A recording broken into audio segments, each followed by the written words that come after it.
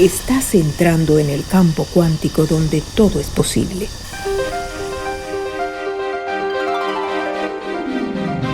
Acompáñanos a explorar el futuro a través de la medicina de la conciencia, la sanación energética, los niños con superpoderes, los extraterrestres, lo inédito, lo insólito y todo lo que configura el universo energético. Expande tu mente y tu pensamiento crítico. Atrévete a analizar el mensaje y no la fuente, porque todo es relativo. Todo es energía. Soy Teresa Serpa. Hola amigos, soy Teresa Serpa y estoy feliz de darles la bienvenida a un nuevo programa de Todo es Energía. En un programa pasado estábamos hablando con el doctor Ítalo Gabriele sobre los ambientes tóxicos. Conversamos que no solamente son nutrición, sino también en el aspecto personal, las personas, las relaciones que tenemos, nuestra relación, no solo con las personas, sino también con nuestro trabajo, con nuestros sueños, con nuestras emociones. Y también desde el punto de vista nutricional estamos viendo que no solamente eran los alimentos, sino también las cremas, las lociones, todo lo que nos ponemos en la piel también es absorbido y también puede ser tóxico. Y nos quedamos con muchas preguntas y le pedimos al doctor Gabriele que estuviera de nuevo con nosotros y aceptó nuestra invitación, así que estamos muy contentos de tenerlos de nuevo con nosotros. El doctor Ítalo Gabriele es especialista como coach holístico de salud y nutrición certificado por el Instituto para la Nutrición Integrativa de Nueva York. ¿Cómo está usted, doctor Gabriele? Bienvenido. Buenas tardes, licenciada Teresa. Es un placer. Gracias por la invitación y un saludo para su prestigiosa audiencia. Muchas gracias por la invitación. Doctor Gabriele, la vez pasada estuvimos hablando bastante sobre el azúcar como un veneno para nuestro organismo. Tristemente, el azúcar común y más que todo el que usted nombró, el jarabe de maíz, está lo que más se usa en los cereales que se le dan a los niños, en los cereales, en las bebidas, en lo que les ponen en las loncheras. Ese jarabe de maíz, ¿qué tan peligroso puede ser eso para un niño? Sí, Teresa, eso está presente en toda la industria alimentaria, está en la salsa, en las sopas enlatadas, está en los refrescos, en las famosas marcas. Aparte de eso, que está rodeado de toda una serie de tóxicos, porque ese lo conversábamos ayer cuando estábamos conociéndonos, que también existen otros. Hay que darse cuenta, lo importante es formar conciencia y por eso es importante la educación, tener la conciencia y la educación nutricional, porque cuando vemos cosas que vemos las etiquetas y son cosas en las cuales no estamos familiarizados, cosas que no son naturales, pues debemos evitarlo. Si vemos una lista muy grande de ingredientes, debemos evitarlo, porque eso seguramente contiene un tóxico. Por ejemplo, la palabra perfume ya significa algo sintético y significa un tóxico. A veces cuando colocan la palabra sabor natural, ya eso significa un tóxico. Pero en relación al jarabe de maíz alto en fructosa, es importante también saber que esa fructosa, ese azúcar derivada en otros casos de la fruta, porque todo lo que termina en osa significa azúcar, lactosa, azúcar de la leche, sacarosa, el azúcar de la caña o de la remolacha azucarera, la maltosa, que es el azúcar de la malta, la lactulosa, y así hay otros. Todo lo que termina en osa es la galactosa, que es una de las azúcares que está presente en la leche. El jarabe de maíz alto en fructosa viene de un maíz que está modificado genéticamente, que ha sido sometido a lo que se llama la bioingeniería genética.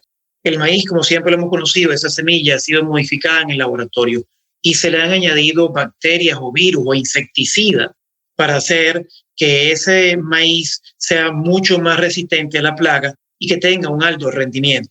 Bueno, el jarabe de maíz alto en fructosa viene además de un maíz transgénico, así que es tóxico por doble partida. Primero, por muchas partidas, por muchos lados. Primero porque es un azúcar que nos quita la sensación o el reflejo de saciedad, nos produce grasa y el hígado graso no alcohólico, nos aumenta de peso, nos produce entonces obesidad, pero también está ligado con el cáncer, sobre todo con la metástasis en el cáncer de mama por alteraciones hormonales en algo que se llama la adipoquina, y también es que la obesidad está relacionada con todo tipo de cáncer, desde cáncer de boca, garganta, faringe, laringe, esófago, estómago, hígado, vesícula biliar, próstata, colon, recto, al alterar lo que llaman las bacterias buenas del intestino, que es la microbiota, pero también cáncer de mama, cáncer de ovario, entre otros. Entonces, todo es tóxico y se va acumulando, y lo que pasa es que nuestros hábitos se van repitiendo día tras día. Y para que entiendan un poco lo de los organismos modificados genéticamente, en la Unión Europea está por normativa legal, todo alimento tiene que decir si contiene un organismo modificado genéticamente. Nosotros en Venezuela, desde México hacia abajo, hacia el sur, Centroamérica y Suramérica, el maíz ha sido uno de los alimentos primordiales a lo largo de toda la historia. Y el maíz nunca había sido modificado genéticamente. La famosa harina de maíz precocida que consumimos los venezolanos y con la cual hacemos nuestro alimento nacional, que es la arepa, lamentablemente ya no se produce en el país. Viene de Austin, Texas, y tiene semillas modificadas genéticamente, que lo podemos saber porque cuando el producto llega a Europa, hacen la advertencia en Portugal, en Italia, en España, en Holanda, en Francia, en Inglaterra, de que este producto contiene organismos modificados genéticamente. ¿Y qué pasa con los productos modificados genéticamente? Eso es tema de otro programa. Bueno, los fabricantes dicen, había una famosa marca de un edulcorante, no sé si lo puedo nombrar, pero el Equal, y el que es el aspartame, pues también viene de maíz transgénico, y en 6 meses, o una manzana, pues que sea genéticamente modificada, se ve igual que otra manzana, desde el punto de vista externo, desde el punto de vista fenotípico. Pero cuando uno analiza su genes, los pedacitos de ADN, se da cuenta que está modificado, y después de 6 meses en los ratones de experimentación de laboratorio de un doctor francés llamado Sertoli, el apellido, se encontró que esos ratones alimentados con cereales de maíz transgénico, de las famosas marcas que ustedes conocen, las que están en las cajitas, pues después de 6 meses le producía a los ratones tumores en las mamas, en el hígado, en los ovarios y en los riñones. Además que el maíz, cuando es quemado a alta temperatura y se pone crujientico, un experimento que hicieron en la Universidad Ann Arbor de Michigan, a manera de chiste, los estudiantes que le dieron a 3 grupos de ratones, a uno comida sana, a otro les dieron pedacitos de cartón del cereal de la marca famosa del Gallito, y le dieron el cereal crujiente a los ratones. Adivinen ustedes en qué grupo se murieron primero los ratones. El del cereal crujiente. Exactamente. Los del cartón también se murieron, pero los del cereal de maíz, en hojuelas, industrial, se murieron mucho antes y tuvieron cambios en su comportamiento, conductas agresivas, tuvieron convulsiones, se mordisqueaban unos con otros, y eso es lo que le estamos dando a los niños. Y después no nos debe sorprender entonces cereales la actitud que de maíz modificados genéticamente. Absolutamente, wow. Y después entonces los niños están alterados, no estudian, no pueden dormir, están hiperactivos, y resulta que viene de lo que le estamos dando, de la nutrición que le estamos dando. Claro, hay aumento de los índices entonces de trastorno de déficit de atención e hiperactividad, y simplemente yo como pediatra pues en Venezuela pues realmente le tenía aversión a empezar a dar fármacos y no buscar la raíz del problema, que mucho está en la nutrición y en la carga tóxica. Lo vemos también en la comunidad de niños en el trastorno de espectro autista.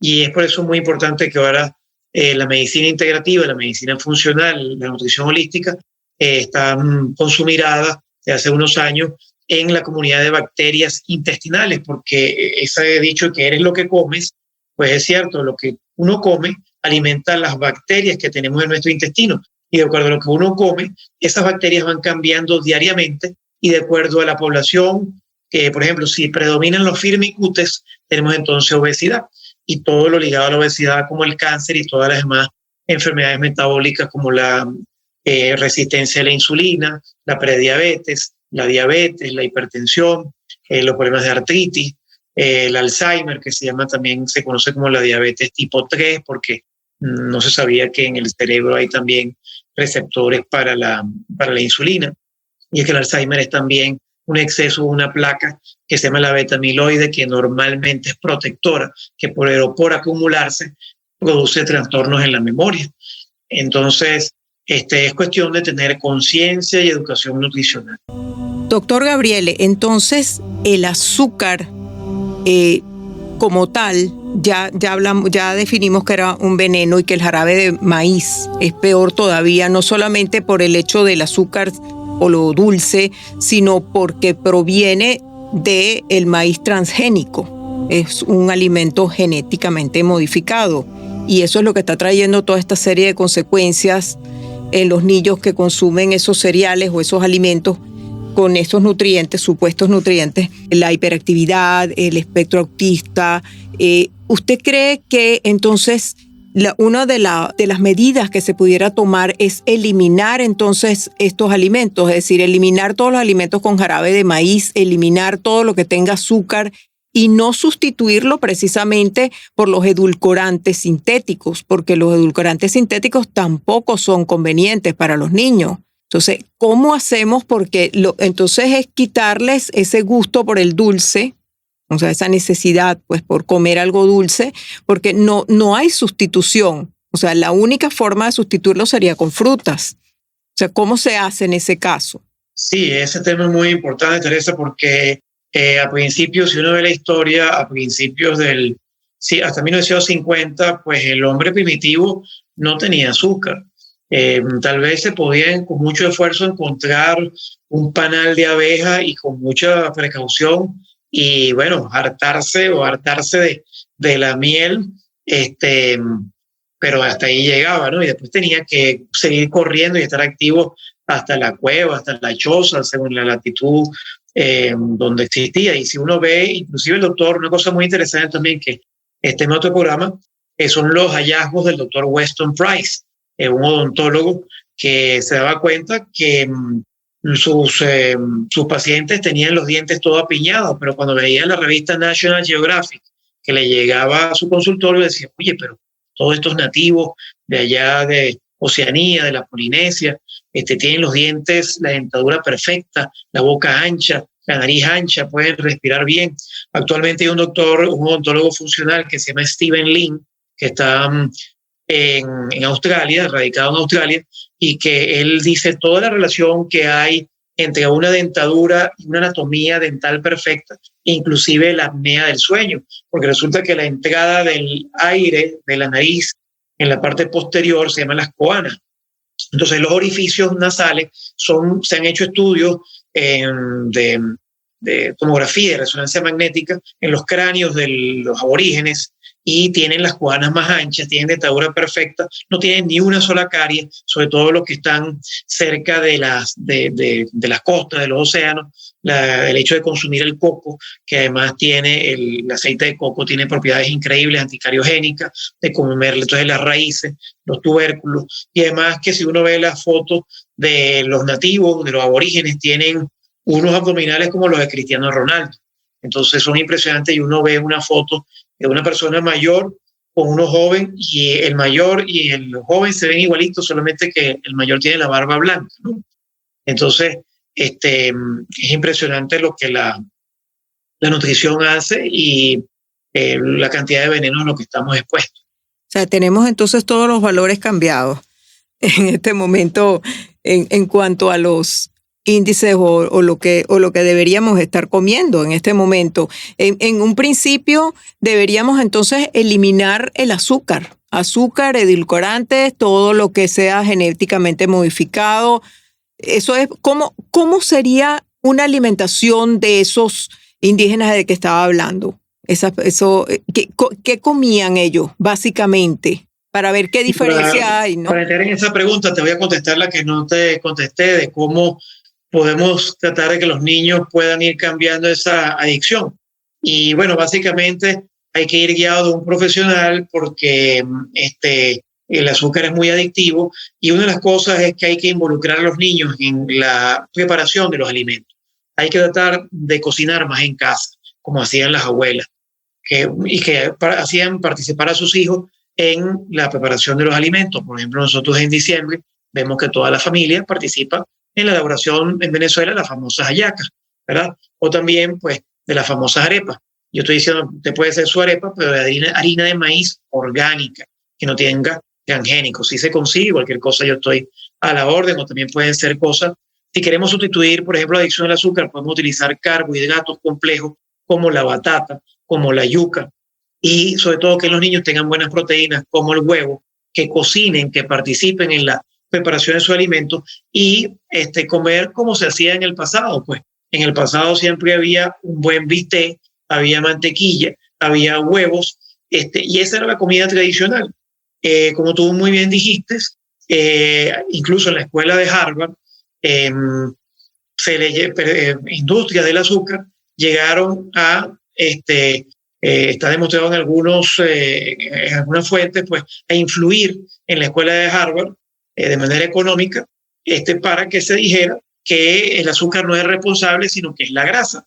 Entonces ha habido una epidemia de que el yogur tiene que ser descremado. Eso es una locura. Cuando uno ve cada célula del organismo tiene una doble capa lipídica, es decir, la puerta de entrada a la célula es una doble cubierta que es de grasa. Cada célula del organismo, el 60% del cerebro es grasa omega 3, que se llama el ácido docosahexaenoico o DHA, y el ácido eicosapentaenoico, se llama eicosa porque tiene 20 carbonos, y el omega 3 pues lo encontramos en el pescado. ¿Y cómo se comía antes? Bueno, antes se pescaba a los peces, ¿verdad? Y entonces, bueno, se comían los peces frescos, no procesados. Por supuesto, un mar que no estaba contaminado con hidrocarburos, no era un salmón como cuando uno va, por ejemplo, a uno de estos automercados y tiene la variedad salvaje o tiene la variedad criada en la granja. Bueno, la variedad criada en la granja tiene toda una serie de tóxicos, es alimentado con transgénicos, son vacunados, vacunas que pueden contener alto contenido de aluminio. Entonces todo es una cadena. El ganado actual, la carne, todo tiene que ver con la calidad. Entonces, ¿qué hacían los antiguos? Bueno, comían de los animales que cazaban, pero eran animales que no estaban criados de manera artificial. El ganado normalmente come pasto, y hay una diferencia entre comer pasto que no tiene pesticidas, porque inclusive si uno come el jugo del pasto, el wheatgrass, se oxigena porque tiene clorofila. La clorofila es la molécula principal de la vida. Sin clorofila no hay oxígeno, porque la luz se transforma en la clorofila a través de la fotosíntesis. El ganado actual es alimentado con maíz transgénico. Ese maíz transgénico, por supuesto, hace que las vacas produzcan leche y que tengan también entonces componentes transgénicos en la leche, pero también en la carne. Entonces todo es una cadena. Nuestros suelos ahora con las prácticas de agricultura moderna, antes en las granjas, pues lo que eran las gallinas, lo que eran las vacas, los chivos, las cabras, los perros, pues con sus deposiciones permitían que se fertilizara los suelos y que hubiera mayor cantidad de magnesio y de bacterias buenas que venían de sus intestinos, esas bacterias intestinales, y el suelo ya estaba enriquecido también con nitrógeno. En los suelos actuales, en la agricultura moderna, los suelos son carentes de nitrógeno, pero también de magnesio. Y todo es un ciclo, porque cuando nosotros comemos ese alimento, no tiene suficientes minerales. Tú me decías una pregunta, que si teníamos que comer suplementos o no, tomar suplementos, y es que la alimentación actual está carente, por ejemplo, del magnesio, y el magnesio es, para otro programa, un elemento fundamental para la relajación, tiene que acompañar al calcio para evitar la osteoporosis, para evitar las arritmias, para poder tener concentración, para evitar los calambres, para evitar la sed en esas personas que toman y toman y toman agua, pero no se sacian. Pero eso entonces, estaríamos entonces entrando en el campo de los suplementos ahora. ¿Qué suplementos entonces son necesarios? Si es que son necesarios, porque si es que el suelo ya está tan desnaturalizado que no nos puede proveer de los nutrientes básicos que necesitamos, entonces, ¿cuáles serían los alimentos que debemos comer y cuáles serían los suplementos básicos que deberíamos tener? Porque ya estamos hablando de que no podemos comer azúcar, tampoco el jarabe de maíz. Estamos hablando de, yo no sé si se puede comer maíz. Podemos consumir el maíz, la mazorca, tal cual como es natural, sin que a menos que la mazorca sea también de maíz transgénico, tendríamos que hacer una mazorca orgánica. ¿Y qué tal el gluten?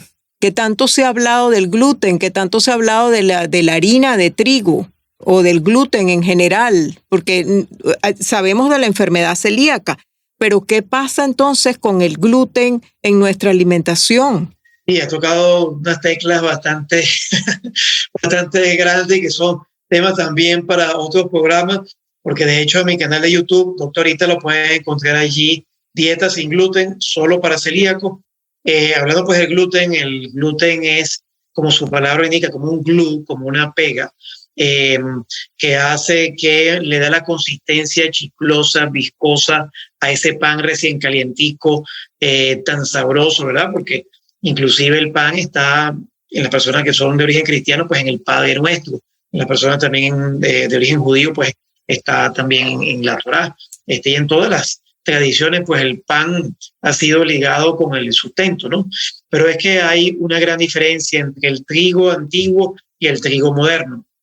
En el año 1970, en los 70, 1972, Norman Bullock, un geneticista y que también era de la industria del trigo, precisamente buscan formas nuevas con el pretexto de alimentar, de paliar la hambruna que había en África, y se genera entonces, toman un trigo de Japón y lo cruzan con otro trigo, otra variedad de trigo, y crean un trigo que es el trigo moderno, que es un trigo enano. Normalmente el trigo ancestral llegaba hasta el hombro, una persona de 1,70 m, pero el trigo enano no llega a la cintura escapular, sino a la cintura pélvica. Entonces es un trigo que es enano y que tiene muchísimo gluten en comparación con el gluten del trigo antiguo. Existen todavía variedades del trigo antiguo, como el einkorn, que es un trigo que tiene una carga cromosómica menor. Está también el trigo, la espelta, el farro, y hay panes que pueden encontrar realizados con ese trigo ancestral y que son mucho más saludables que el trigo comercial, que además no se deja fermentando, porque en la antigüedad el trigo, aparte que tiene lo que se llaman lectinas o antinutrientes, había que dejarlo en remojo para quitarle esos antinutrientes y se hacía fermentar.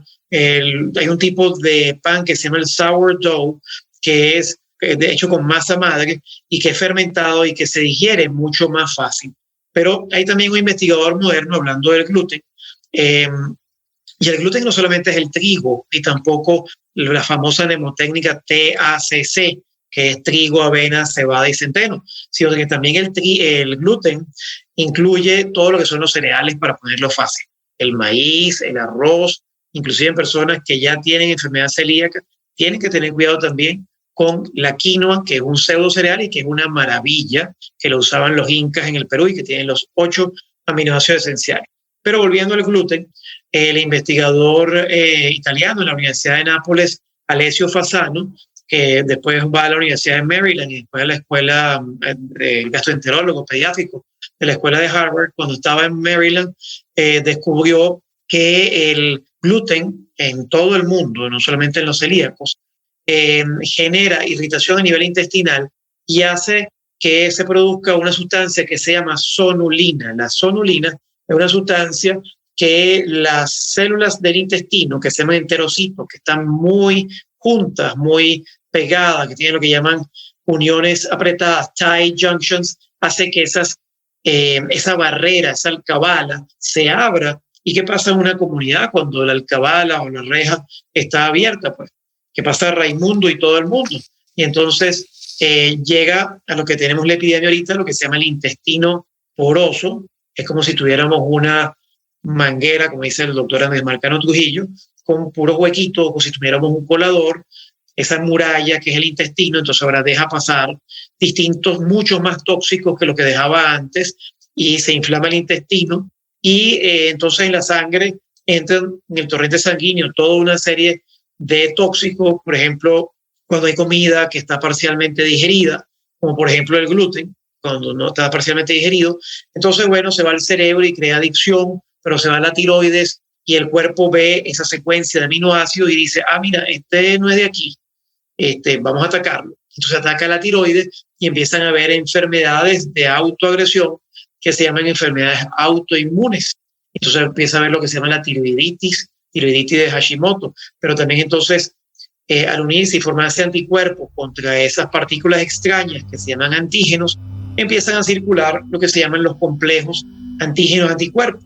Y si yo tomo leche y tengo intestino permeable, leche de vaca, entonces la leche mal digerida o parcialmente digerida, que tiene también calcio-morfinas, que también produce adicción, bueno, va circulando con complejos antígenos-anticuerpos y donde se depositan en los nudillos de las manos, en las rodillas, y causa entonces problemas de osteoartritis y empieza entonces a haber degeneración de las articulaciones. Bueno, amigos, ha sido una conversación realmente interesante. Doctor, muchísimas gracias por toda esa información. Creo que nos quedaron todavía temas pendientes, nos quedaron lo de los suplementos, pero fue muy interesante escuchar hablar sobre todo lo que sucede con el gluten. Con gran gusto, y de verdad que es muy importante la educación nutricional y que las personas tengan educación y empoderarlas para que tomen las riendas de su salud y de su autotransformación. Claro que sí. Al doctor Gabriele lo pueden contactar a través de drItalogabriele@gmail.com,